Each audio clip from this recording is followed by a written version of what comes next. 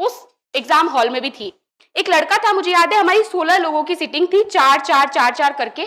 तो मेरी जस्ट पास वाली रो का जो लड़का था वो सिर्फ ऐसे का पेपर लिखने आया, उसके बाद वो आया ही नहीं। तो मैं जब घर से निकलती थी तो बड़ा हमेशा तनाव में रहती थी कि मैं क्या लिख के आऊंगी, क्या करके आऊंगी।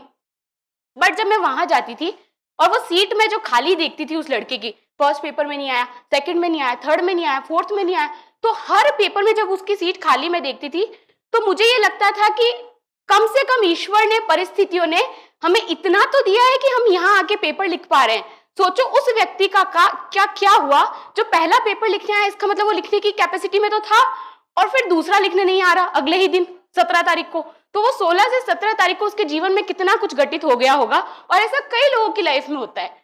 तो मैं हमेशा वहां जब बैठती थी सीट पे, उसकी सीट देखती थी और ऊपर वाले को कहती थी भगवान यहाँ बिठा दिया, बस बहुत है, इतना हमारे लिए अचीवमेंट बहुत है।